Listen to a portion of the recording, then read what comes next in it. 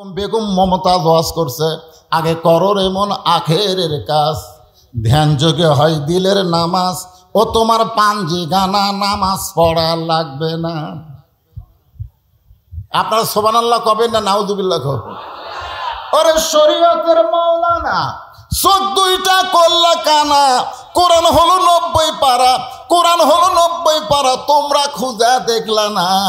এরকম একজন নাস্তিক ইসলামের শত্রুকে দীর্ঘদিন সংসদের এমপি বানানো হয়েছিল। ধরে কোন ঠিক কিনা?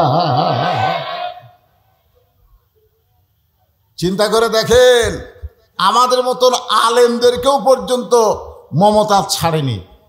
সংসদে বলেছে আমি সিয়াসাত্তা পড়ি। মিজানুর রহমান আজহারি সহ যত আলেম বাংলাদেশের, এমনকি আল্লামা সাইদি হুজুরকেও মমতাজ গালি দিছে। জোরে কোন কথা ঠিক কিনা? 2 টাকার মমতাজ আল্লামা শফি রহমতুল্লাহ আলাইকে তেতুল হুজুর বলেছে। জোরে কোন কথা ঠিক? এ কথা কন না কেন? আহমদ শফি রহমতুল্লাহ আলাইহির নাম শুনছেন?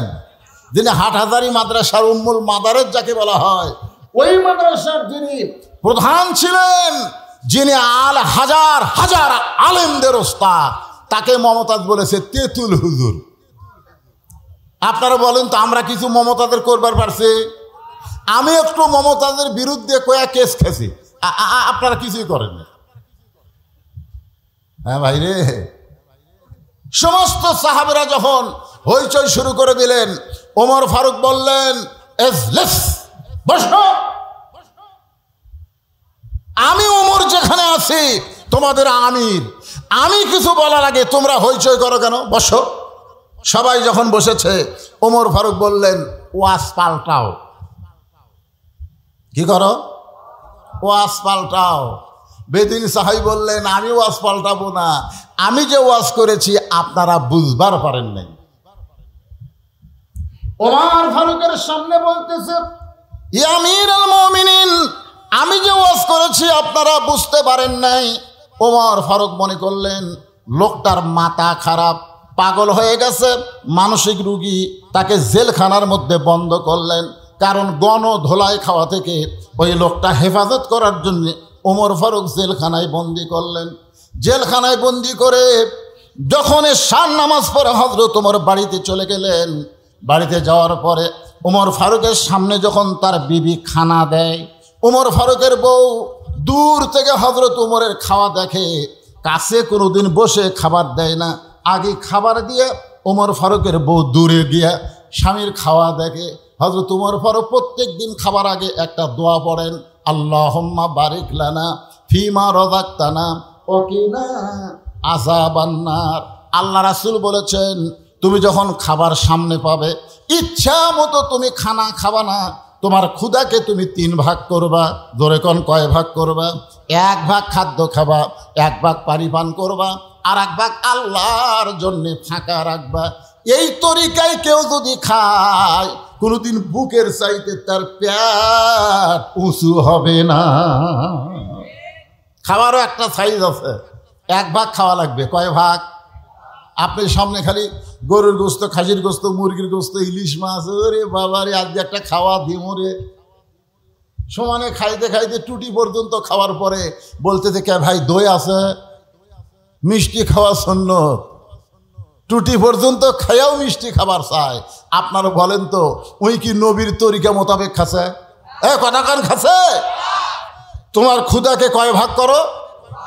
1 ভাগ খাদ্য খাবেন। শোনেন, সবার জন্য বলতেছি, 1 ভাগ পানি পান করবেন, আর 1 ভাগ ফাঁকা রাখবেন। আপনার এই বুকের উপর কোনোদিন ভুঁড়ি উঠবে না। বুকের উপর ভুঁড়ি ওঠা মানে আপনি পুরুষ মানুষ দুর্বল হয়ে যাবেন। ধরে কোন কথা ঠিক কিনা? ওমর ফারুক দোয়া পড়ে খাবার শুরু করবেন। উমরের বউ দূর থেকে স্বামীর খাওয়া দেখেন, কারণ হযরত ওমর প্রত্যেক দিন খাওয়া শেষ করে বিবির জন্য দোয়া করে, আল্লাহ যে বউটা আমাকে কষ্ট করে রুটি হালুয়া তৈরি করে দেয়, ওই বউটাকে তুমি জান্নাত দিও। হাসরের ময়দানে আমি ওমর বেহেশতের হুর গেলমান চাই না, আমার বউটাকে নিয়েই আমি জান্নাতে থাকতে চাই। আপনারা বলেন, কোন স্বামী যদি এইরকম দোয়া করে তাহলে বউ খুশি হবি না বেজার হবি? আর আমরা কি দোয়া করি? আমরা দোয়া করি, আল্লাহ তুমি আমাকে জান্নাত দিও, আল্লাহ জান্নাতে হুর দিও। বউ চিন্তা করে, খেরে জান্নাত চাইলো ঠিক আছে, জান্নাতে আবার হুর কি? একদিন স্বামীকে বলছে, স্বামী হুর মানে কি? স্বামী বলছে যে হুর মানে সেই রকম সুন্দরী, তোর মতন বেয়া সাইদা না। তুই কি মনে করছিস দুনিয়াতে ঠকছি ঠকছি, মরার পরে ঠকমকে রে? কমপক্ষে 70টা হুর পামরে, এক একটা হুর সেই বলে পপি শাবনুর কুলাবি না রে। বউ চিন্তা করে, কারেন্ট গেলে আমি পাকার বাতাস করি, ফাটা পাওত আমি ভ্যাজলিন দিয়ে দেই, কত কষ্ট করে আমি ভাত পাক করে স্বামীরে খাওয়াই, আর সেই স্বামী আমাক বাদ দিয়ে বেহেশতের হুর চাই। এই স্বামী তো স্বার্থপর স্বামী। একদিন বউ দোয়া করতেছে, আল্লাহ আমাকে জান্নাত দিও, জান্নাতে হুরে দিও। স্বামী কয়, খেরে বউ হুরে কি? বলে হুরে হলো সুন্দর যুবক, তোমার মতন পাও ফাটা না। এখন আপনারা বলেন স্বামী স্ত্রীর মধ্যে মহব্বত হবে না গন্ডগোল হবে? এই জন্য ওমর ফারুক দোয়া করেছে, আল্লাহ যে বউটা কষ্ট করে আমাকে রুটি হালুয়া তৈরি করে দেয়, আমি দুনিয়া থেকে যখন চলে যাব জান্নাতে, আমার এই বউটাকে আমি জান্নাতে চাই। এই দোয়াটা শোনার পরে ওমর ফারুকের বিবি খুশি হয়ে যায়, নিজের কষ্টের কথা আর মনের মধ্যে রাখতে পারে না। কিন্তু হযরত ওমর আজকে দোয়া পরে রুটি ছিঁড়ে যখন হালুয়া মুখে দিবার যাবে, এমন সময় ইন্নাল্লাহা ইয়ামুরুকুম আন তুআদ্দুল আমানাতি ইলা আহলিহা ওয়া ইযা হাকামতুম বাইনান নাস আন তাহকুমু বিল আদল। জোরে বলেন সুবহানাল্লাহ। এমন সময় আল্লাহর কোরআন ওমর ফারুকের সামনে এসে বলে, ওমর তোমাকে ক্ষুধা লাগতেছে আর তুমি খাইতেছো, কিন্তু যাকে কারাগারে বন্দি করেছো সে খাইছে কিনা একটাবার খবর নিয়েছো? সুবহানাল্লাহ জোরে কোন। তিনটা খারাপ ওয়াজ করার জন্য যাকে হযরত ওমর জেলখানাত বন্দি করছে, বিবেক বলতেছে ওমর তুমি ক্ষুধা লাগতেছে আর রুটি হালুয়া খাইতেছো, কিন্তু যাকে কারাগারে বন্দি করছো সে খাইছে কিনা একটাবার খবর নিছো? আল্লাহ কোরআনে বলেছেন, ওয়াইযা হাকামতুম বাইনান নাস আন তাহকুমু বিল আদল। মানুষের ভিতরে তোমাকে যখন উচ্চ আসন দেওয়া হবে, চেয়ারম্যান করা হবে, মন্ত্রী করা হবে, এমপি করা হবে, তখন তুমি খাওয়ার আগে তোমাকে যারা ভোট দিয়ে নেতা বানাইছে তারা খাইছে কিনা একটাবার খবর নেওয়া লাগবে। জোরে বলেন কথা ঠিক? তুমি খাইতে খাইতে গোটা বাংলাদেশ খাইছো। ডক্টর ইউনূস জাতিসংঘের অনুষ্ঠানে গিয়া বলল, গোটা বাংলাদেশ ধুয়ে করে দিছে। বাংলাদেশের টাকায় 95 বিলিয়ন ডলার এই শালা নেতারা পাচার করছে। জোরে কোন কথা ঠিক কিনা? কথা কর। খাসে তো খাসে, সব পাচার করছে। এরা আবার নেতা। দেখেন কোরআন কি বলতেছে, ওমর ক্ষুধা লাগতেছে আর রুটি হালুয়া খাইতেছো, যাকে কারাগারে বন্দি করছো সে খাইছে কিনা একটাবার খবর নিছো? সঙ্গে সঙ্গে হযরত ওমর রুটি হালুয়া মুখেতে না দিয়া ওইটা টোপলা করে এশার নামাজের পরে গভীর রাত্রে ওই কারাগারের দরজায় গিয়া বলতেছে, ভাইজান তোমার জন্য খাবার আনছি, মেহেরবানি করে তুমি খাদ্য খাও। কারাগারের কয়েদি বলতেছে, কোরআন দিয়া যখন রাষ্ট্র চলবে তখন নেতার ভাগ্যে খাওয়া না হলেও কারাগারের বন্দীরা খাবার ঠিকই পাবে। আল্লাহর কোরআন দিয়া যখন রাষ্ট্র চলবে তখন নেতার ভাগ্যে খাবার না হলেও বন্দীরা খাবার ঠিকই পাবে। ওমর ফারুক কোনো কথা না বলে কারাগারের বেদুইন বন্দি সাহাবীকে খাবার দিয়া যখন বাড়িতে গেলেন, বাড়িতে যাওয়ার পরে ওমর ফারুক ঘুমের বিছানায় যাচ্ছেন। কারণ ওমর ফারুক এশার নামাজের পরে সামান্য সময় একটু ঘুমায়, তারপরে রাতের অন্ধকারে মানুষের দুঃখ কষ্ট নিজের চোখে দেখে আর ঘুরে বেড়ায়। যখন ঘুমের বিছানায় যায় তখন বউ বলে, স্বামী গো আজকে কি আপনি খাবেন না? ওমর ফারুক বলে, তুমি না আমারে খাবার দিছ, আমি তো খাইছি। বউ বলে দূর থেকে আমি দেখছি আজকে আপনি খান নাই, বরং খাবার টুকলা করে কোথায় যেন নিয়ে গেছেন। ওমর ফারুক বললেন, বিবিরে, একজন বেদুইন সাহাবীকে কারাগারে বন্দি করা হয়েছে, আমার খাবারটা নিজে না খাইয়া তার কাছে খাবার পৌঁছায় দিলাম। বউ বলে, স্বামী একটা কথা আপনাকে কোনোদিন বলি নাই, আজকে বলতেছি, আপনাকে না খাওয়াইয়া আমি কোনোদিন খাই না। সুবহানাল্লাহ, জোরে গান। কেমন বউ? আর আমাদের ঘরত আছে এরা কেমন? হ্যাঁ, আপনাদের বউ নাই, স্বামী না খাওয়ায়া খায় না। এই বউ গ্রামগঞ্জে দুই একটা পাওয়া যায়, শহরে। ওমর ফারুকের বিবি বলতেছে, আপনাকে কোনোদিন বলি নাই, আজকে বলতেছি, আপনারে না খাওয়ায়া আমি কোনোদিন খাই না। তো আপনার যখন খাওয়া হয়নি তো কি হয়েছে, আমারটা তো আছে, চলেন আমরা দুইজন খাই। এখন বিবির খাবার, স্বামী স্ত্রী দুইজন দোয়া পড়তেছেন, আল্লাহুম্মা বারিক লানা ফিমা রাযাকতানা ওয়া কিনা আযাবান্নার। এই বলে হযরত ওমর বিবির খাওয়া ভাগ করে যখন মুখে দিবার চাই, এমন সময় বিবেক বলতেছে, ওমর, যাকে কারাগারে বন্দি করছো তাকে না হয় তোমার খাবার দিয়েছো, কিন্তু সে যদি বাড়ির কর্তা হয়, সে যদি বাড়ির অভিভাবক হয়, আর অভিভাবককে বন্দি রাইখা তার বাড়ির খবর না যায় না, তুমি কেমনে খাও? সুবহানাল্লাহ, ধরে কন। আল্লাহর কোরআন দিয়ে যখন বাংলাদেশ চলবে, এই বাংলাদেশের কোন নেতা দুর্নীতি করতে পারবে? ওয়াইযা হাকামতুম বাইনান নাস আন তাহকুমু বিল আদল। আমি ওয়াজে বলি, 6 বছর ধরে ন্যাংরা আমের চাষ করছে। জ্যৈষ্ঠ মাসে দেখতে গেছে আম পাকছে কিনা, দেখবার যায়, দেখে ছোট বাচ্চা গাছের ডালে বসে আম পাড়তেছে আর ব্যাগ ভরাচ্ছে। বাগানের মালিক বলে, আমি খাই নাই, পরিবারের কেউ খায়নি, আর তুই আমার গাছে তোর আম পাড়তেছিস, তোর বাপক যা বিচার দি মরে। ছেলে খালি মুচকি মুচকি হাসে। বাগানের মালিক বলে, হাসিস কেন? বলে, হাসার কারণ হলো আমার বাপক কোথায় যা বিচার দেবেন, আমার বাবাও তার এক গাছের চড়ছে। বাগানের মালিক তাকায় দেখে ওর বাপ খালি আম পাড়ে আর বস্তা ভরায়। গাছের ছায়ায় বসে কান্দের, বলে, আল্লাহ বিচার দিমো কার কাছে? বেটাও চোর, বাপও চোর।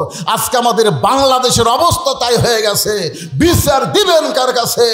আলেমগুলা জেলখানায় আর বদমাশগুলা সব জামিন পায়। জোরে কোন কথা ঠিক কিনা? চিন্তা করছেন? মাহমুদুর রহমান সবচাইতে বাংলাদেশের ভালো সাংবাদিক। জোরে কোন কথা ঠিক কিনা? মিস্টার জয় সাহেবকে নাকি সে হত্যা করবি, মিথ্যা একটা মামলা দিয়ে 6 বছর জেল দিল, 7 বছর জেল দিল। তিনি তার মাকে দেখতে সে একটু হাজিরা দিছে, আবার তাকে গ্রেফতার করে থানার দিছে। এগুলো আইন নয়, এগুলো আইনের নামে প্রহসন চলেছে। চোরেরা বিচারক হয়ে গেছে। তোর কোন কথা ঠিক কিনা? বিচারক যদি চোর হয়, চোরের কাছে আপনি কি বিচার পাবেন? বেটাও চোর, বাপও চোর।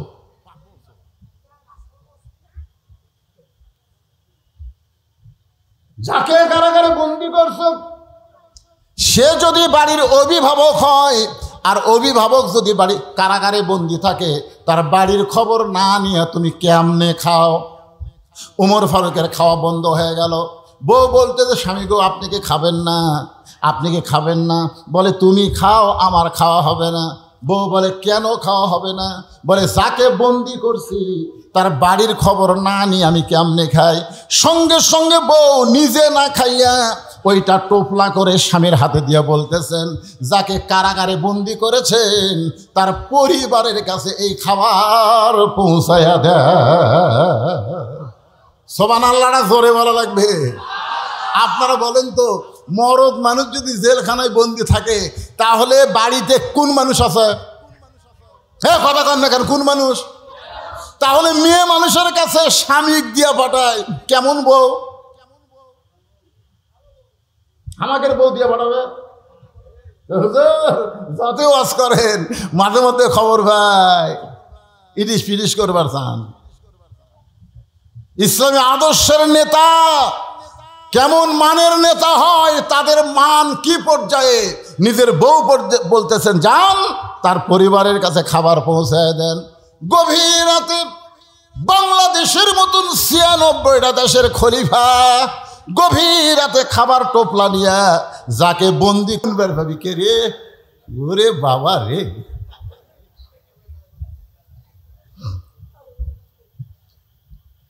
এখন বেদুইন সাহাবীর ছোট্ট ছেলে জেলখানায় দরজায় গিয়ে বলতেছে, বাবা কে তোমাকে জেলখানায় বন্দি করছে? বাবা খালি একবার নাম কও, আমি তাকে সাইজ করব। সুবহানাল্লাহ খান। উমর ফারুক একটু দূরে দাঁড়ায় খালি মুচকি মুচকি হাসে, কারণ প্রকৃত সন্তান যারা বাবাকে বন্দি রাখলে খেপে যাবে তারা। প্রকৃত সন্তান যারা বইয়ের কথা শুনে বাপ মার উপরে রাগ করবে না তারা। ধরে কোন কথা ঠিক কিনা? কতগুলা বউ স্বামীর কানে কানে কয়, তোমার বাবা ভালো না, তোমার মা ভালো না। তখন ওই বইয়ের কথা শুনে কয়, ঠিক আছে বুড়া বুড়ি কি করি। আর আসল সন্তান যারা হবে বউ বলার সাথে সাথে আর চাপা বরাবর একটা ফল মারা সুন্নত। জোরে কোন কথা ঠিক কিনা? শালি শালি তুই মরে গেলে সকালে বিকালে বিয়ে করো রে।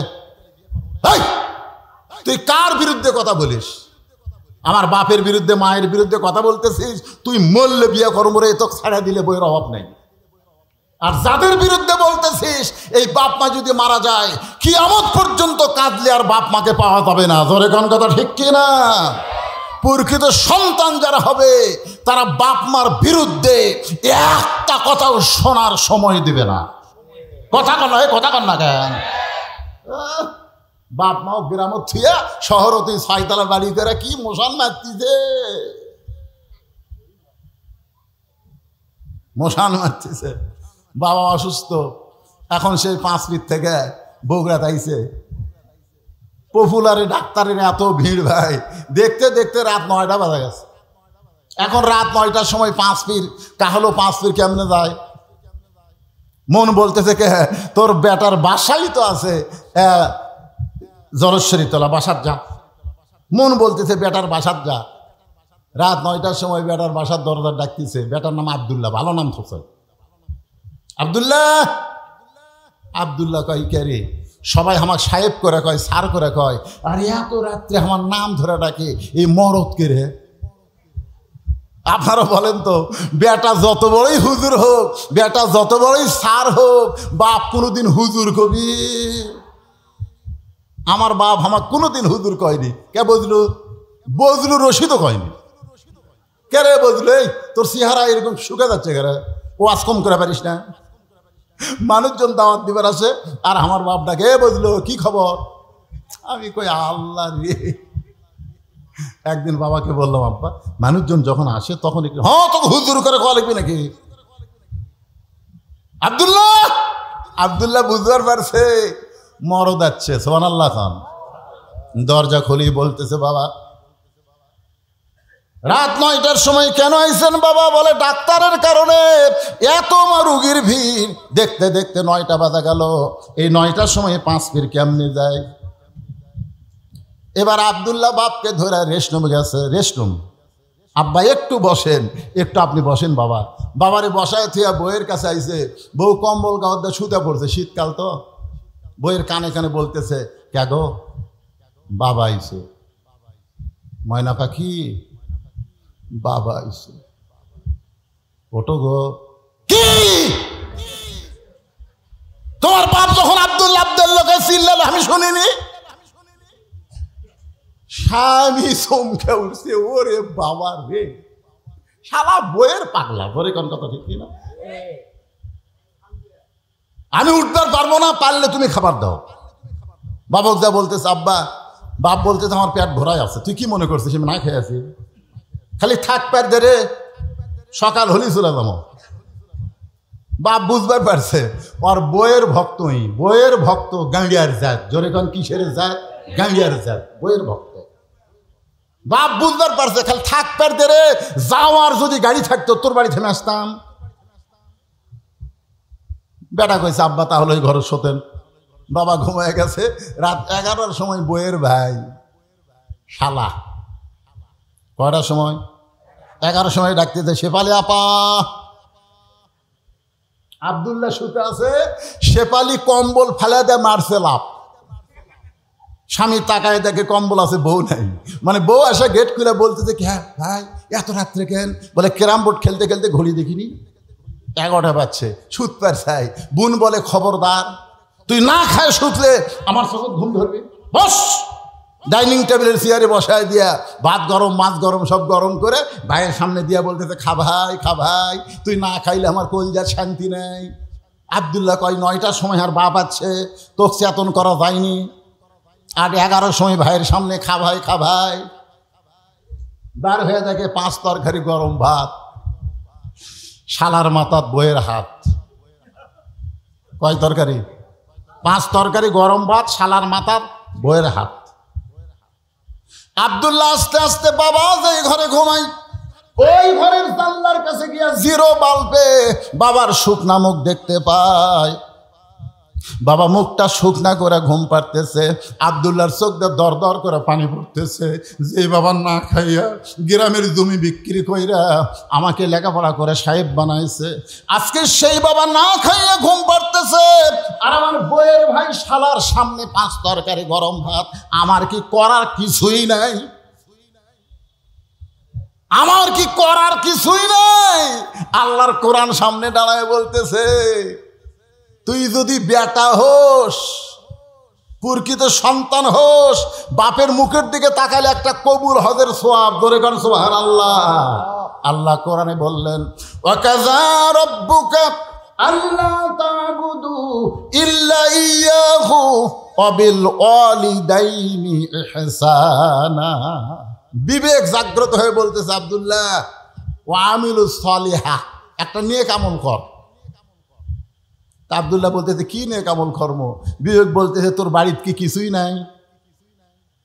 আব্দুল্লাহ চোখ বন্ধ করে দেখে উটি বলা একটা বেলান আছে, উটি বলা একটা বেলান।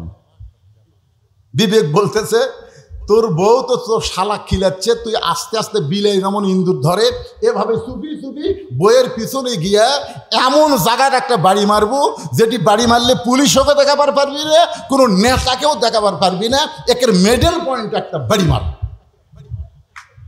যেটি উঁচা হয়ে আছে ওই জায়গায় বিসমিল্লাহ কয়ে 1 বাড়ি মারলে 1 হজ, 2 বাড়ি মারলে 2 হজ। ওই বেলান নিয়ে যায় বিসমিল্লাহ কয়ে বইয়ের পাশায় মারছে বাড়ি। এত জোরে বাড়ি মারছে, শালাও দৌড় বউ দৌড়। শালা চিল্লা বলে, দুলা ভাই আমার বোনকে মারলেন কেন? আব্দুল্লাহ বলতেছে, তোর বোন আমার কে হয়? তুই যে বলতেছিস আমার বোনকে মারলেন কেন, তোর বোন আমার কে হয়? তোর বোন আমার বউ হয়। তোর বোনকে এত ভালোবাসি, আমার বাপ মাকে গ্রামে রাইখা আমি শহরে তোর বোনের জন্য একটা বাসা বানাইছি। মারলাম আয়। শালা বলতেছে, আমারেও মারবেন নাকি? বলে, তোরে মারবো না, তোরে একটু দেখাবার চাই। এবার শালার হাত ধরে বাবা যেই ঘরে ঘুম পাড়তেছে ওই ঘরের জানলার কাছে নিয়ে যায়। বলে, দেখো তো ভিতরে কে ঘুম পাড়তেছে? বলে, আপনার বাবা কখন আইছে? বলে, 9টার সময় আইছে। তোর বোনকে বললাম খাবার দে, তোর বোন বলল আমি খাবার দিবার পারবো না, আপনি পারলে খাবার দেন। তোর বোন খাবার না দেওয়ার কারণে আমার বাবা না খাইয়া 9টার সময় ঘুমাইছে, আর 11টার সময় তোর সামনে 5 তরকারি গরম ভাত। বল রে শালা, বল আমার আমল কি? শালা বলতেছে, দুলা ভাই আর একটা মারেন। আর একটা মারেনি, মানুষের জাত না। এই বাপের আত্মীয় পছন্দ করে, শ্বশুরের আত্মীয় 2 চোখে দেখবার পারে না। এমন বউ বাংলার ঘরে ঘরে, জোরে বলেন কথা ঠিক কি না? আমার মায়েরা যারা পর্দার অন্তর আছেন, আপনি আপনার স্বামীর আত্মীয়কে ভালোবাসেন, দেখবেন আপনার স্বামী আপনার মা বাবার জন্য পাগল হয়ে যাবে। আপনি নিজের মাকে ভালোবাসেন কিন্তু শাশুড়িকে আপনি পছন্দ করেন না। আপনি নিজের বাবাকে পছন্দ করেন কিন্তু শ্বশুরকে পছন্দ করেন না। এই জন্য সমাজের মধ্যে ফেতনা চলতেছে। জোরে বলেন কথা ঠিক কি না? ওমর ফারুক মুস্কি মুস্কি হাসতেছে। মনে আছে ছেলেটা বলতেছে, বাবা কে আপনাকে জেলখানায় বন্দি করলো? খালি একবার নাম কন, আমি তাকে সাইজ করবো। সুবহানাল্লাহ খান। সঙ্গে সঙ্গে বেদুইন সাহাবী সন্তানকে মুখে আঙ্গুল দিয়ে বলতেছে, চুপ চুপ। এই কি বলিস পাগলা, খালি নাম কর। কাছে ডেকে শুন, ছেলে যখন কাছে গেছে ফিসফিস করে বলতে, এই পাগলা, আমাকে কে কারাগারে বন্দি করছে, তুই তার নাম শুনবো? বলে, হ্যাঁ আব্বা, খালি নাম কোন তো? বলে, তার নাম হলো হযরত উমর। যেই বলছে হযরত উমর, বেদুইন সাহাবীর সন্তান জেলখানার দরজায় বসে কান্দের, বলে, বাবা, উমর ফারুক যদি আপনাকে কারাগারে বন্দি করে তাহলে আপনি অন্যায় করেছেন। সুবহানাল্লাহ বলেন। কিছুক্ষণ আগে কি বলছে? খালি নাম কন। কি বলছে? খালি নাম কন।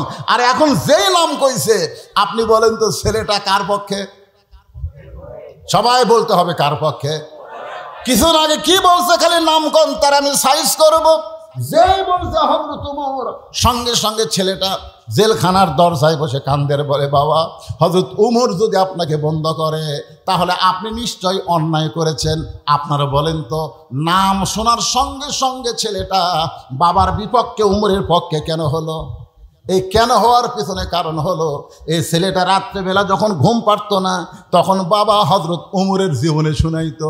একদিন বলতেছে, ও বেটা, তুই কি জানিস আমাদের এই মদিনায় এমন একজন খলিফা রয়েছে, সবাই যখন ঘুম পাড়ে ওই খলিফা তখন রাতের অন্ধকারে একা একা মানুষের দুঃখ কষ্ট দেখে।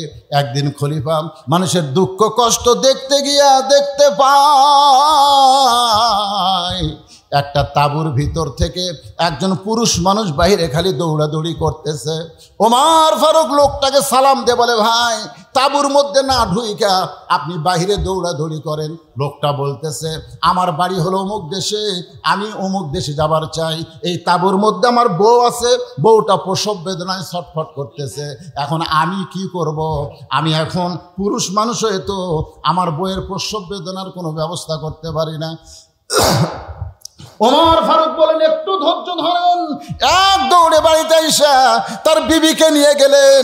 ধাত্রী হিসাবে তার বউটার সন্তান ধরার পরে বললেন, খলিফাতুল মুসলিমিন ওমর, আপনার বন্ধুকে বলেন আপনার বন্ধু একটা কন্যা সন্তানের বাপ হয়ে গেছে।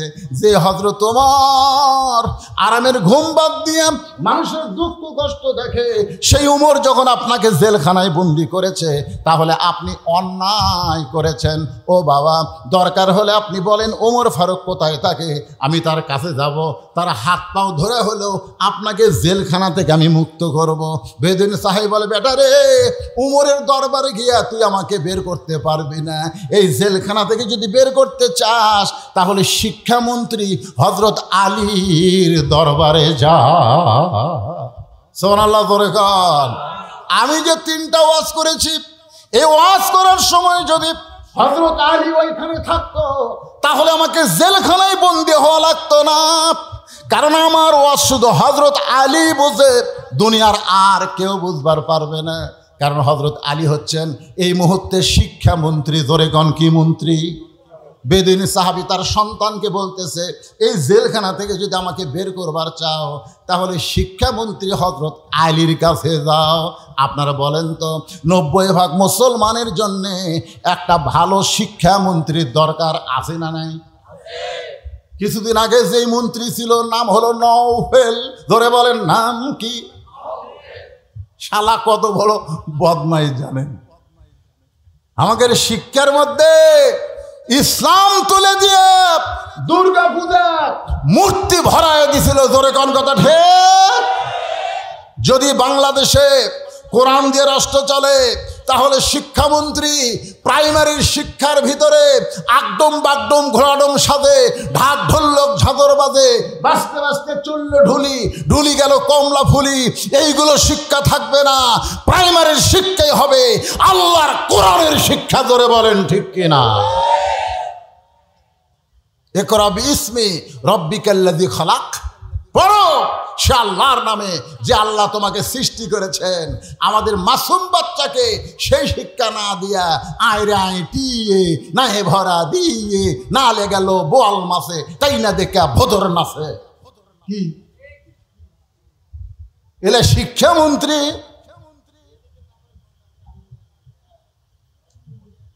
কথা বলেন, এটা কি হিন্দুর দেশ না মুসলমানের দেশ? আরে ভাই, কথা হক কথাটা বলা লাগবে। হিন্দুর দেশ না মুসলমানের দেশ? তাহলে শিক্ষামন্ত্রী কেমন যোগ্যতা হওয়া লাগবে? উমর ফারুক যখন মদিনার খলিফা ছিলেন ওই সময় শিক্ষামন্ত্রী ছিলেন হযরত আলী। সুবহানাল্লাহ খান। বেদিন সাহাবী কি বলতেছে, আমাকে যদি জেলখানা থেকে বের করবার চাও তাহলে খলিফার কাছে যাওয়া লাভ নাই, শিক্ষামন্ত্রীর কাছে যাও।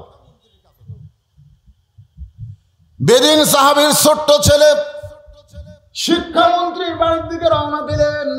বাড়ির কাছে গিয়ে দেখে দুইটা যুবক দাঁড়ায় আছে, চাঁদের চাইতেও সুন্দর, নাম হলো হাসান আর হোসাইন। সবাই সুবহানাল্লাহ বলেন না? মরা গেলে বুঝবেন, মরা গেলে বুঝবেন। সাইদুল শাবাবে আহলিল জান্নাহ হাসান হোসাইন রাদিয়াল্লাহু তাআলা আনহুমা, জান্নাতি সমস্ত যুবকদের সর্দার হবে কয়জন? কে রে, সবাই কথা কন না কেন? কে? নেইমার আর মেসি? হ্যাঁ, নেইমার আর মেসি? তোমরা তো খালি মেসি আর নেইমার নিয়ে পাগলা হয়ে গেছো। হাসান হোসেন চিনো? চিনো হাসান হোসেন? ইসলামের জন্য যাকে টুকরা টুকরা করা হয়েছে তার নাম হলো হোসাইন। জোরে বলেন কত ঠিক? ছোট্ট ছেলে, বেদুইন সাহাবীর ছোট্ট ছেলে শিক্ষামন্ত্রীর বাড়ির দরজা যায় দেখে র্যাব নেই, পুলিশ নেই, দুইটা যুবক দাঁড়ায় আছে, নাম হলো হাসান হোসাইন, চাঁদের চাইতেও সুন্দর। সুবহানাল্লাহ খান। হাসান মানে কি, হোসাইন মানে কি বোঝা লাগবে তো ভাইজান। জান্নাতুল বাকি মদিনার পাশে যে গোরস্থান, এই গোরস্থান যখন জিয়ারত করলাম একজন আমাকে বলল, হুজুর ওই যে কবর দেখতেছেন এই কবরটা হলো হযরত হাসান রাদিয়াল্লাহর কবর। আগে সব কবর চেনা যাইতো, কিন্তু বর্তমান সৌদি সরকার এরা সব কবর ভাঙ্গা দিছে। যেটা শুরু হয়েছিল বাংলাদেশে মাজার ভাঙ্গা, জোরে কন কি ভাঙ্গা? এ কথা কন কি ভাঙ্গা? আগে সব মাজার ছিল। তুরস্কের সময় তুর্কিরা যখন শাসন করত সব মাজার ছিল, কিন্তু যখন বর্তমান সরকার সৌদি আরবে যারা আছে এরা যখন ক্ষমতা পাইল তখন সব মাজার ভাঙ্গা দিল। খালি তিনটা মাজার আছে, একটা হলো নবীর রওজা, একটা আবু বকর আর একটা হযরত ওমর। এই তিনটার মধ্যে হাত দিবার পারে, কথা কয় না কেন? তারপরেও কিছুদিন আগে, এটা হবে 21 সালে সৌদির একজন আলেম বাদশার কাছে গিয়ে বলতেছে, বাদশাহ আমরা তদন্ত করে দেখেছি মানুষ কাবা ঘরের কাছে তেমন কান্দে না, কিন্তু নবী রওজার পাশে আসলে কান্দে। গভীর রাত্রে রওজা থেকে নবীকে বের করে ওই জান্নাতুল বাকির কোনো এক জায়গায় দাফন করা হোক। এ জায়গায় নবীকে রাখা যাবে না, কারণ মানুষ কাবা বাদ দিয়ে নবীর কাছে কান্দে। বাদশাহ এই কথা শুনে চিন্তায় পড়ে গেল, কি করবে? রওজা থেকে নবীকে বের করে কি জান্নাতুল বাকির মধ্যে রাখবে নাকি? বাজান গো একটু মনোযোগ দেন, নবীর কাছে মানুষ কান্দে, কাবার কাছে কান্দে না। কারণ কাবা এমন একটা ঘর যে ঘরের কাছে আল্লাহওয়ালা না থাকলে কাফেররা মূর্তি ঢুকায়। আর নবীর রওজা এমন একটা রওজা যেটা আরশে আজিমের চাইতেও দাম বেশি। আপনারা বলেন তো, যারা প্রকৃত মুসলমান, মদিনার রওজায় কি আমাদের নবী মরে আছে? এ ধরে কোন মরে আছে? আমাদের নবী কিন্তু মৃত্যু না। আমরা সালাম দেওয়ার সঙ্গে সঙ্গে রওজা থেকে সালামের উত্তর আসে, কিন্তু আমাদের কান খারাপ দেখে আমরা শুনবার পাই না। একটা গজল আমার সঙ্গে সবাই বলেন, ইসলামের আলো জ্বালায়া দিয়া নবী ঘুমায়া। কেউ কি সাহস করে বলতে পারবেন ময়রা আসেন সোনার? না, আপনারা কেউ বলতে পারবেন যে ময়রা আছে? কেউ বলতে পারবেন? এই শালা হেজাতি, বাংলাদেশে কিছু হেজাতি বার আছে, হেজাতি বলতেন না, হেজাতি, এই শালা হেজাতিরা কয় নবীও মরে গেছে। নবীও যদি মরে যায় তাহলে আমরা যে দরুশে পড়বো ফেরেশতারা লিয়ে যায়, কাক দিবি রে? কঠিন বিপদে আছি ভাই। এই বাংলাদেশে কিছু হেজাতি আছে না নাই, দরকার আছে না? হ্যাঁ, এই ফেসবুকে এই হেজাতির কিছু মশলা আমাকে কিছু যুবকেরা দেখে কয়, হুজুর তারাবির নামাজ কয় রাকাত হুজুর? তো চাপাত গুড়েন দেওয়া দরকার। তোর দাদা কয় রাকাত পড়ছে? কয় 20 রাকাত। তোর বাপ কয় রাকাত পড়ছে? 20 রাকাত। তো তোর আবার কোন জাকাত বাজে? হুজুর নামাজের পরে হাত তোলা যাবি কি যাবি না? তোর মন না চালে তুলিস না, এ ফতুয়াবাজি করিস কেন রে? এরকম কিছু লোক আছে না নাই? সৌদি আরবে কাম করবে গেছে, 4 বছর কাম করে আসা 2 ঠ্যাং ফাঁক করে খাড়া হয়ে হাত এটি বাঁধিছে। কে রে এটা কি করছে? হুজুর সৌদি আরবে। তুই সৌদি আরবে কি লেখাপড়া করবার গেছিল? তুই সৌদি আরবের কোন ভার্সিটি পড়ছু? কয় না হুজুর আমি ক্লিনার। তুই ক্লিনার হয়ে আসা হাত এটি বাঁধলু, তার মানে আমরা মুফতি হয়ে হাত সব এটি বাঁধিচ্ছি, আর তুই রাস্তা সাফ করে আসে হাত এটি বাঁধিস, ঠ্যাং ফাঁক করে দাঁড়াস। তোর কি অন্ডকোষ বড় হচ্ছে কেন?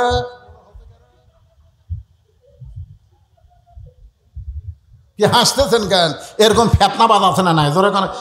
এরাই ফেতনা, এরাই ফেতনা।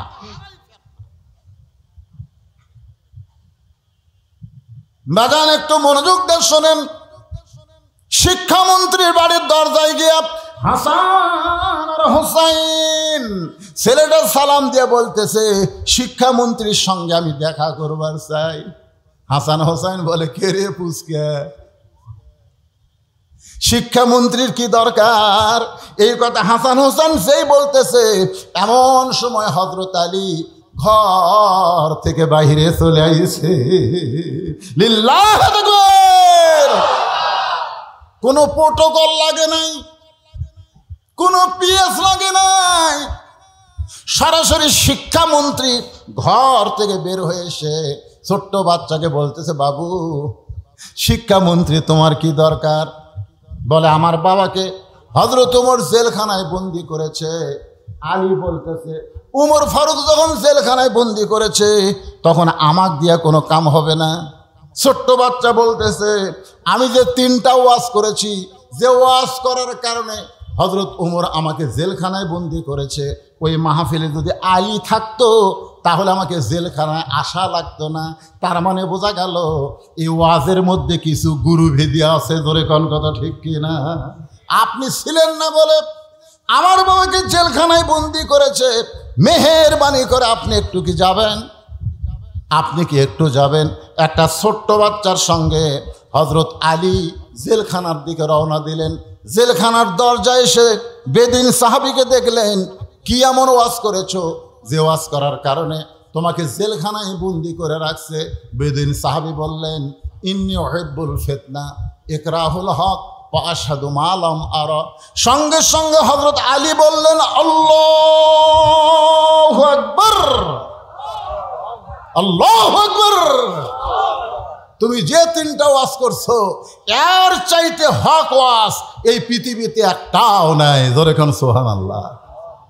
হযরত আলী বলতেছে, আল্লাহু আকবার, এর চাইতে হক ওয়াজ পৃথিবীতে একটাও নাই। আর হযরত উমর অসংখ্য সাহাবীর মাধ্যমে করলো। আপনারা বলেন তো এর মধ্যে কারণ আছে না নাই?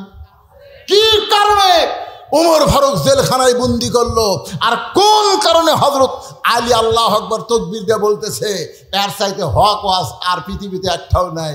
এটাকে আপনারা শুনবেন? আমি আল্লাহর কোরআন থেকে আপনাদের শোনাবো। কারা কারা শুনবেন? 2 হাত একটু আল্লাহকে দেখান ভাইজান। লিল্লাহি তাকবীর। হাত নামান। আপনারা কিন্তু হাত তুলে শুনবার চাচ্ছেন, এখন না শুনে ওদের কেউ ধরে মুরব্বী নাকি?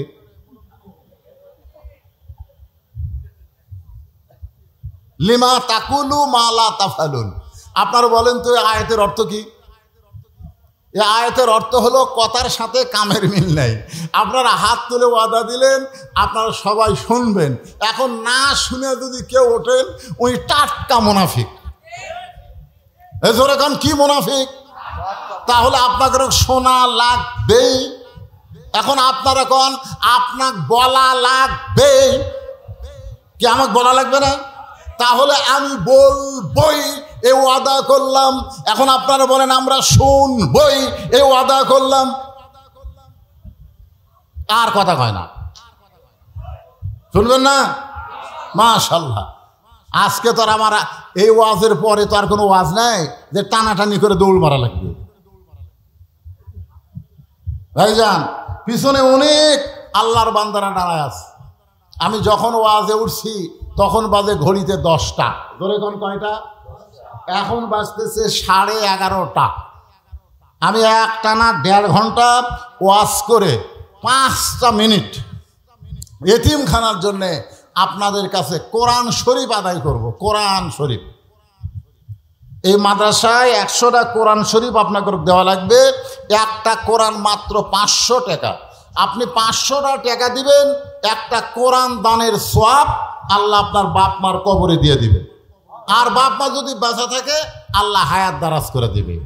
মাত্র 500 টাকা। কেউ যদি মনে করেন হুজুর আমার বাপ মা 2 জনে মারা গেছে, আমি 2টা কোরআন শরীফ 1000 টাকা দেবো, তাহলে আপনি দিবেন। কেউ যদি মনে করে হুজুর আমি 10 কোরআন শরীফ বাবদ 5000 টাকা দেব, আপনার দিবেন। আজকের আদায় শুধুই কোরআন শরীফ। সর্বোত্তম কোন আল্লাহর বান্দা কোরআন শরীফ বাবদ 500 টাকা এতিমখানা মাদ্রাসায় দান করবেন। একটু আসেন। আর সাইড দিয়ে মাদ্রাসার যারা হিতাকাঙ্ক্ষী আছে তাদেরকে আমি বলবো, অনেকে আছে কোরআন শরীফ দেওয়ার মতন 500 টাকা তাদের পকেটে নাই। যাদের নাই তাদের কাছে আপনারা ব্যাগ নিয়ে যাবেন, 10 টাকা, 20 টাকা, 50 টাকা, 100 টাকা, যে যা পারবেন আল্লাহর হস্তে আজকের এই মাহফিলে আপনারা দান করবেন। এটা দেওয়া মাত্রই কাম শুরু করছে, অসুবিধা আছে? এটা আমি পড়িনি। মাশাআল্লাহ।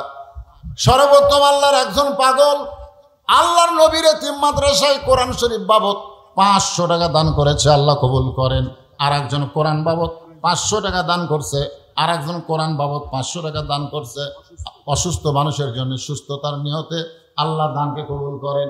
আর একজন কোরআন শরীফ বাবদ 500 টাকা দান করছে, আল্লাহ কবুল করেন। আর একজন কে রে 500 দেওয়া লাগবে রে, 300 কে দেয় রে? শর্ট আছে তো তাহলে একদিন 700 টাকা ফেরত দেন। কি করবেন? হুজুর শর্ট আছে, ঠিক আছে, তাও 300 টাকা আল্লাহর কোরআন বাবদ আল্লাহ আপনি কবুল করে নেন। আল্লাহুম্মা আমিন। মা বোনদের বসার ব্যবস্থা কোথায় করছেন? মায়েরা এই কোরআন শরীফ খুব দান করে, ওখানে বিশ্বস্ত লোক পাঠান লাগবে। আবার এই গাঁজাখোর, হিরোইন খোর, ইয়াবাখোর যেন না যায়, কারণ টাকা তুলে আর একদিকে আউট হয়ে যাবি। হ্যাঁ, মাদ্রাসার ছাত্ররা আছে, মায়েরা খুশি মনে কোরআন শরীফ বাবদ 500 করে টাকা দান করবেন। যিনি যা পারবেন আল্লাহর রাস্তে দান করবেন। ভাইজান, এখানে আজকের মাহফিলের প্রধান অতিথি সাহেব দান করছে, পরে আবার দিবে। সভাপতি সাহেব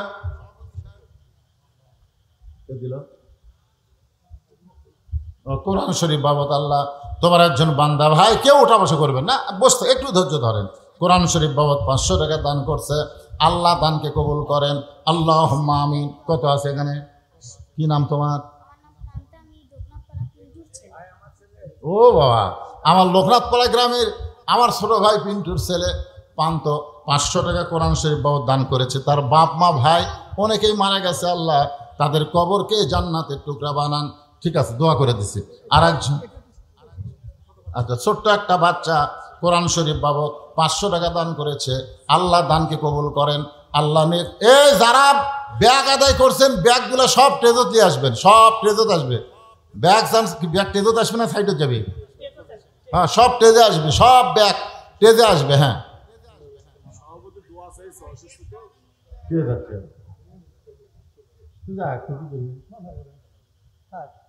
ও আদা করছে হাত তুলে, তারপরে তারা কি মুসলমান হয়ে যাচ্ছে? তাই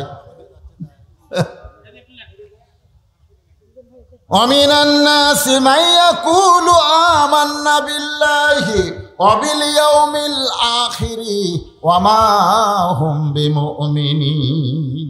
আল্লাহ আর একজন কোরআন শরীফ বাবদ 500 টাকা দান করছে, আল্লাহ দানকে। এই পিছনে যারা দাঁড়িয়ে আছেন এই সুযোগে আপনারা বসেন না কেন? আরে মূল ওয়াজ তো বাকি আছে। শিক্ষামন্ত্রী হযরত আলী তাকবীর দিছে, আর খলিফা হযরত ওমর জেলখানাত বন্দি করছে। কি জানার দরকার আছে না নাই? যেরকম হ্যাঁ, আর একজন আল্লাহর বান্দা কোরআন শরীফ বাবদ 500 টাকা দান করেছে, আল্লাহ দানকে কবুল করেন। আল্লাহ যে নিয়তে দান করছে নেক নিয়ত নেক আশা কবুল করেন। সকলেই বল আল্লাহুম্মা আমিন।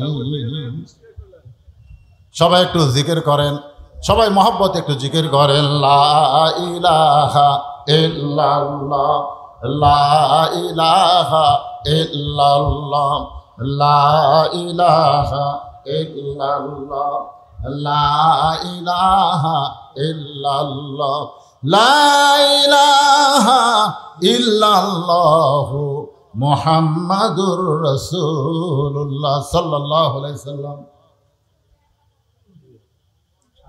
আপনি মাদ্রাসা কি পদে আছেন? সব দিচ্ছেন, আগে দিচ্ছেন। এখানে আদায় করবার চায় মানে মাহফিলের ক্ষতি করা, এরা আগে আদায় করছে। আমার ভাই আবার আমার হাতত দেওয়ার জন্য 4টা কোরআন শরীফ বাবদ 2000 টাকা দান করেছে। আল্লাহ তার দানকে কবুল করেন। আপনার আগেই দিচ্ছেন? হ্যাঁ দিচ্ছেন আগে তো দেন, তাহলে মানুষ চলে গেলে তখন দিলাম কথা। জনগণ কে বুঝলো সেটারই কি দিল? কেউ যাবে না ইনশাল্লাহ, কেউ যাবে না। একটু গরম তো, অসহ্য গরম। আমার দিকে ফ্যান করে দিছে, তারপরে আমি ঘামতেছি। আর আপনাদের ফ্যান বাতাস কিছুই নাই ভাই, তারপরে ঘন্টার পর ঘন্টা বসে আছেন। এই পিছনের ডানানোগুলা বসা যাবে? বসলি সোয়াব, বসো। এই মাদ্রাসার সভাপতি সাহেব আগেই দান করছে। সহসভাপতি একজন না কয়েকজন? 5 জন দিছে। তারা না আমার কাছে থাক, এরা কেউ দেয়নি। চশমা ছাড়া আমার দেখা কঠিন পারে।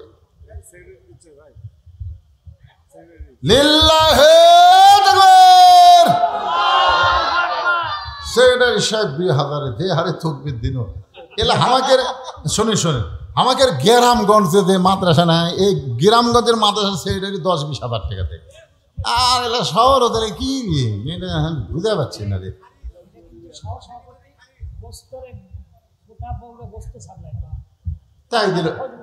তাই দিল 2000। আমি কষার বিরুদ্ধে ওয়াজ করছি দেখে রাগ করছি। 1 নম্বর ইউসুফ আলী মিয়া প্রধান উপদেষ্টা আছে না গেছে?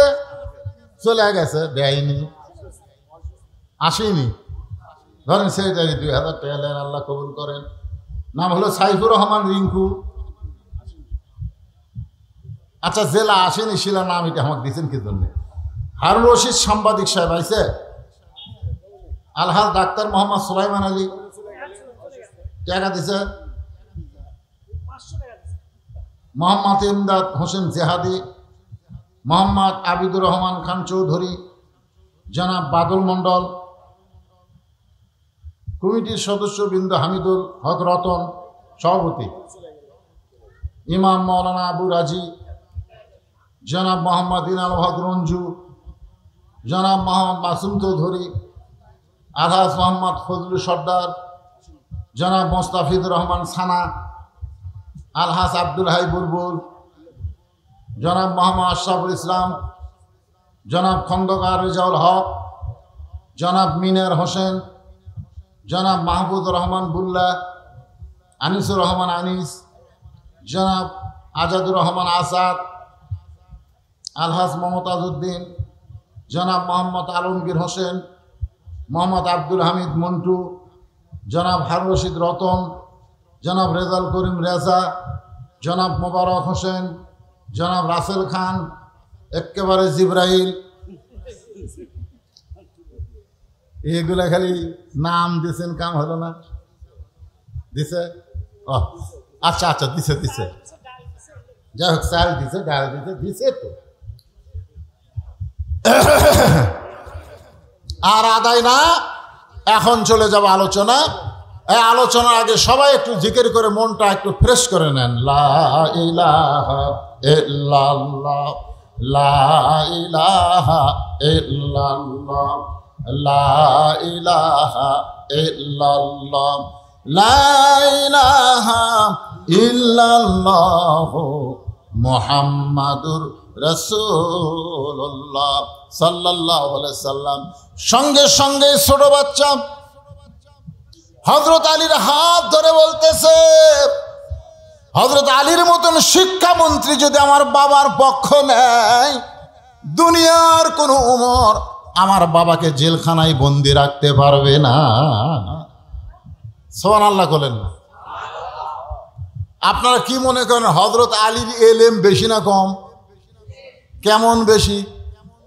আনা মাদিনাতুল ইলমে ওয়া আলী বাবুহা। রাসূল বলেছেন আমি হলাম এলেমের শহর, আলী হচ্ছে তার দরওয়াজা। সব ধরনের এলেম হযরত আলীকে আল্লাহ দিয়েছেন, যার কারণে শিক্ষামন্ত্রী। তোরে কোন সুবহানাল্লাহ। হ্যাঁ, খালি এক ধরনের এলেম নিয়ে তুমি শিক্ষামন্ত্রী হও, যার কারণে জেনারেল শিক্ষার দাম হয়, আর হাফেজি মাদ্রাসায় এতিমখানা ভিক্ষা করে চালান লাগে। তোরে কোন কথা ঠিক কিনা? শিক্ষামন্ত্রীর মধ্যে যদি কোরআনের শিক্ষা থাকতো, তাহলে প্রাইমারির আগে এইগুলা মাদ্রাসার মূল্যায়ন হতো। জোরে কোন কথা ঠিক কিনা? প্রাইমারি শিক্ষা করা হলো নফল, আর কোরআন শিক্ষা করা হলো ফরজ। ভাগ্য খারাপ, আমরা যদি আল্লাহর কোরআনের সমাজ পাই, তখন বুঝবো শিক্ষামন্ত্রী কারে কয়। কথা ঠিক কিনা বলেন? খায়রুকুম মান তাআল্লামাল কোরআন ওয়া আল্লামাহ। ওই ব্যক্তির চাইতে সম্মানী দামি আর কেউ নাই যে আল্লাহর কোরআন শিখেছে, অপরকে কোরআনের শিক্ষা দেয়। এখন ছোট বাচ্চা হযরত আলীর হাত ধরেছে। হযরত আলী উমর ফারুকের দরবারে, উমর ফারুক মেম্বরে বসেছিলেন। মেম্বর থেকে দাঁড়িয়ে বললেন, ওগো আল্লাহর শিক্ষামন্ত্রী। সুবহানাল্লাহ বলেন। কার শিক্ষামন্ত্রী? ওগো আল্লাহর শিক্ষামন্ত্রী, আপনি কেন আমার কাছে আইছেন? আমি উমরকে ডাকলে আমি আপনার কাছে যাইতাম। সুবহানাল্লাহ। কারণ আল্লাহ নবীর পরে হযরত আলীকে প্রত্যেকটা সাহাবী ওস্তাদের মতন সম্মান করতেন। আপনারা বলেন তো, ইসলামে ওস্তাদের সম্মান কম না বেশি?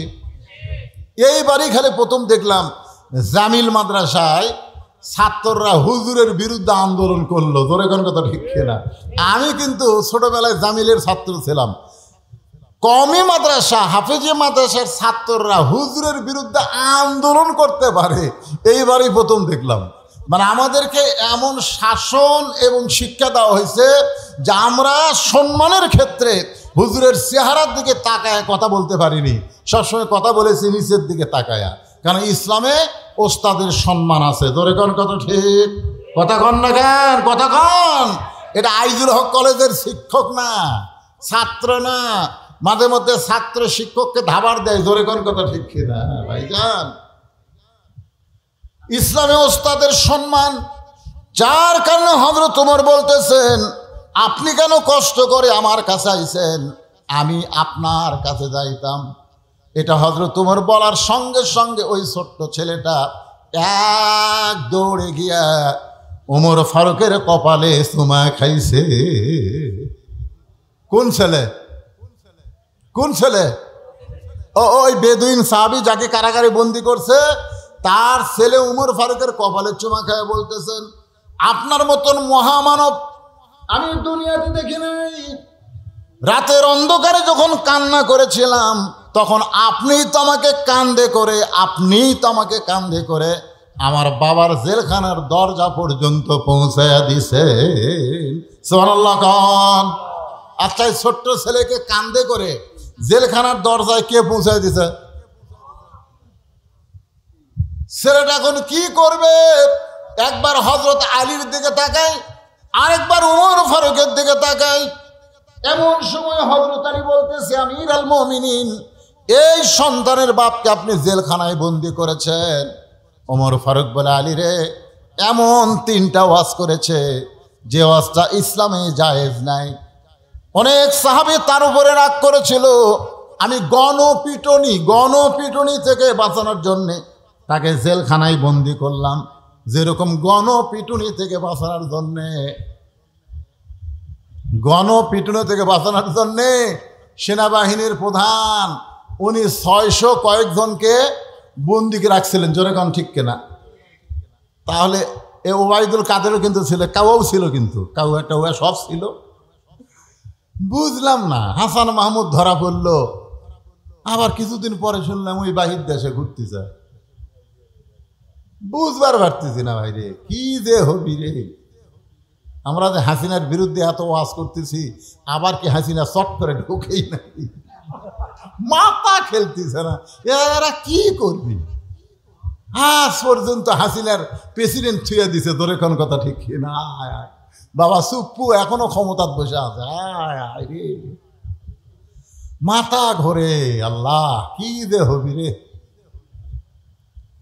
তবে আমি বলতেছি, বিএনপি আর জামাত ফেতনা না করে যদি এক হয়ে সামনে নির্বাচন করে, 15-20 বছরে আওয়ামী লীগের নাম নেওয়ার মতো মানুষ বাংলাদেশে থাকবে না। নাম নেওয়ার মতন মানুষ খুঁজে পাওয়া যাবে না। কিন্তু এই দুটার মধ্যে এই বিচ্ছিন্ন করতেছে একদল ষড়যন্ত্রীকারী। তোর কথা ঠিক কিনা ভাই? মাঝে মধ্যে চিন্তা করে, আবার কি ঠান্ডাবাজি করি নাকি, মাঝে মধ্যে চিন্তা হয়। কি ভাবতেছেন? বলা যায় না। 200-র উপর খুনের কেস করা হয়েছে, খালি ঢুকে দেখো। তবে ভাই আমাদেরকে বিচ্ছিন্ন হলে চলবে না, আমাদেরকে এক হওয়া লাগবে। ধরে বলেন ঠিক কিনা? আল্লাহর বান্দার একটু মনোযোগ দেন। জনগণের গণপিটুনি থেকে বাঁচানোর জন্য এই সন্তানের বাপকে আমি জেলখানায় বন্দি করে রাখছি। এমন 3টা খারাপ ওয়াজ করছে। আলী বলতেছে, কি 3টা ওয়াজ করেছে? ওমর ফারুক বললেন, 1 নম্বর হলো ইন্নী উহিব্বুল ফিতনা, আমি ফিতনাকে মহব্বত করি। হযরত আলী বলতেছেন, লোকটা তো ঠিকই বলেছে, আল্লাহ কোরআনে বলেছে ইন্নামা আমওয়ালুকুম ওয়া আওলাদুকুম ফিতনা, নিশ্চয় সম্পদ আর সন্তান হলো বিপদের কারণ। এরপরেও দুনিয়ার তামাম মানুষ সম্পদ আর সন্তানকে মহব্বত করে। কথাটা তো বেদিন সাহাবীর না, কথাটা কার? আরো জোরে বলেন। কি কি বলছে আল্লাহ? ইন্নামা আমওয়ালুকুম ওয়া আওলাদুকুম ফিতনা। আপনারা বলেন তো, সম্পদ আর সন্তান এগুলা কি মহব্বতের জিনিস না? কথা কন, সন্তানকে আপনি মহব্বত করেন না? কিন্তু আল্লাহ বলেছেন ফিতনা। বেদিন সাহাবী তার সন্তানকে মহব্বত করে, এই কারণেই বলেছে আমি ফিতনাকে মহব্বত করি। সে তো নিজের কথা বলে না, সে তো আল্লাহর কোরআনের কথাই বলেছে। ওমর ফারুক বলে, আলী ভাই আমি তো বুঝবার পারি নাই। লোকটা 2 নম্বর ওয়াজ করেছে ইকরাহুল হক, আমি হককে পছন্দ করি না। আলী বলতেছে, লোকটা তো ঠিকই বলেছেন, জাত সাকারাতুল মাউত হক, প্রত্যেকটা মানুষের জীবনে মৃত্যু হক, এরপরে মৃত্যুরে কেউ পছন্দ করে না। আপনারা বলেন তো, মৃত্যু কি আমাদের জীবনে সত্য না মিথ্যা? আল্লাহ কোরআনে বলেছেন জাত সাকারাতুল মাউতু হক, মৃত্যুটা আমাদের জীবনের হক। তারপরে আমরা কেউ মৃত্যুরে পছন্দ করি? কথা কন না রে ভাই, আপনারা মৃত্যুরে পছন্দ করেন? স্বামীর ক্যান্সার রোগ হয়েছে, এখন বউ খালি সামনে কান্দের বলে, আল্লাহ আমার স্বামীর মৃত্যু আমাকে দাও, স্বামীর হায়াত আমাকে দাও, আমার হায়াত স্বামীকে দাও। কারণ 1 মাস পরই স্বামী মরবি। তারপরে বউ বলতেছে, আল্লাহ আল্লাহ আমার স্বামী বেঁচে থাক, আল্লাহ আমি মরে যাই। স্বামী কয়, আল্লাহ ভাগ্য করে আমার একটা বউ পাইছি রে। রাত্রেবেলা স্বামী স্ত্রী যখন ঘরের মধ্যে ঘুমাইছে, ওই ঘরে বাড়িতে একটা আড়িয়া গরু আসছিল। জোরে কন, কি গরু? আড়িয়া গরু। দড়ি ছেঁড়া হয়ে বাড়ির বার হয়েছে, গেট বন্ধ। গোটা বাড়ি খুঁজে দেখে বারান্দায় সিলভারের পাতিল, তার তলে হলো চিটাল আলি। এখন চিটাল আলি খাবার চাই, কিন্তু হাতত পায় না। জোর করে যখন মাথা ঢুকাইছে, চিটাল আলি পাশে ঠিকই, কিন্তু ছোট 2টা শিং এই যে সিলভারের পাতিলের কান্দার মধ্যে আটকে গেছে। চিটাল আলি খাওয়ার পরে মাথা ঝোঁকায়, কিন্তু পাতিল আর মাথা ছাড়ে না। এখন আহরিয়া গরু গোয়াল ঘরা বাদ দিয়ে স্বামী স্ত্রী যে ঘরে ঘুমায় আছে, ওই ঘরের মধ্যে হো হো করে ঢুকছে। বউ চিল্লায় বলে, বাবা আজরাইল ঢুকছেন যখন, ওই যে আমার স্বামী ক্যান্সার রোগী, চোখত পড়ে না। স্বামী চেতন পায়, বলে কি হয়েছে রে? আজরাইল ঢুকছে, তোমাকে দেখে দিলাম। তুই না দিনের বেলা কইনি আমার হায়াত আল্লাহ তোমাকে দেখ, আর তোমার মৃত্যু আল্লাহ আমাকে দেখ। বউ বলতেছে, মরার কথা মুখে বলা যায়, কিন্তু অন্তর থেকে কেউ মরবার চায় না। তোর কোন কথা ঠিক না? হযরত আলী বলতেছেন, বেদিন সাহাবী ঠিকই বলেছেন, আমি হককে পছন্দ করি না, তার মানে মৃত্যুকে সে পছন্দ করে না। ওমর ফারুক বলে, আলী রে, লোকটা বলেছে আশহাদু মা লাম আরা, আমি না দেখা জিনিসের সাক্ষী মারি, না দেখা কেমনে সাক্ষী দেয়?